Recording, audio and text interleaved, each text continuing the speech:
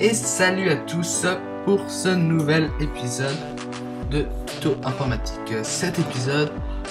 Dans cet épisode, on va parler du texte, encore du texte et toujours du texte.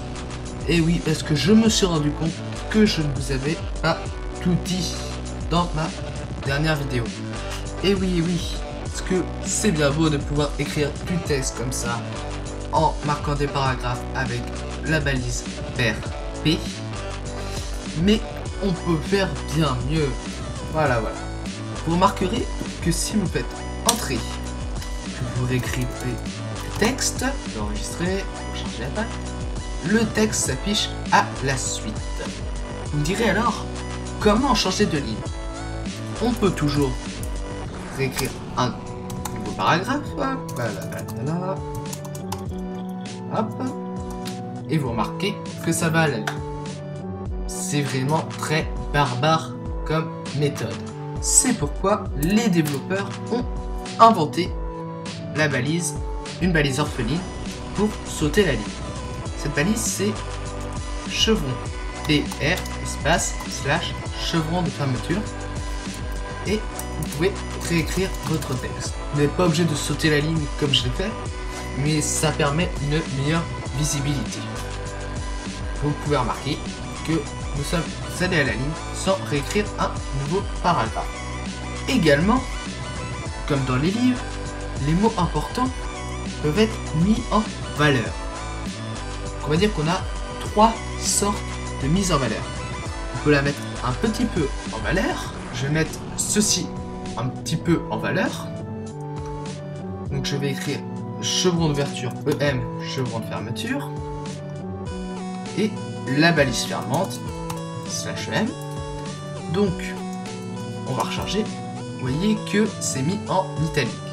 N'allez pas croire que c'est une balise qui met en italique.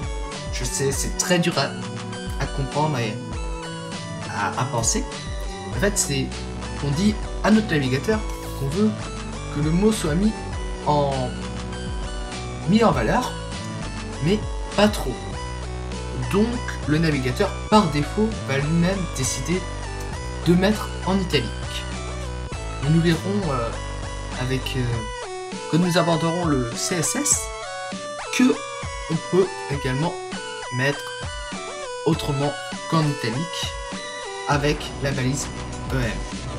Donc on peut également marquer beaucoup plus avec par exemple la balise strong. Là, donc on ouvre la balise strong. Voilà, strong, excusez-moi. On écrit le texte, on ferme la balise strong, on enregistre, et là, vous pouvez remarquer que le texte est mis en gras. Donc, comme pour la balise EM, c'est le navigateur qui le met lui-même par défaut en gras, car on lui a dit qu'on voulait mettre bien en valeur ce mot parce qu'il était assez important en quelque sorte. Donc maintenant il existe une troisième et dernière balise pour mettre en valeur. Hop, je retourne à la ligne. Cette balise, c'est la balise marque. Donc on dit M-A-R-K. On écrit le texte et on ferme la balise R. On recharge notre page et on peut voir ici que nous avons mis le texte en Q.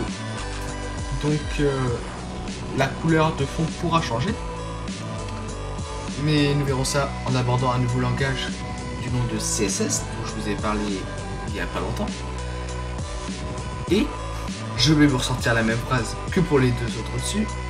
On n'est pas là, on va pas dire que c'est pour mettre forcément en fluo, c'est pour marquer le texte. Et c'est encore le navigateur qui va décider de son propre chef de surligner le texte. Donc voilà, je pense vous avoir tout dit au niveau de ce qui concerne les paragraphes, la façon de faire des paragraphes, enfin de remplir des paragraphes. Donc je vous rappelle également les titres H1, H2, H3, H4, H5, H6, et les paragraphes, c'est la balise RP. Et voilà. Salut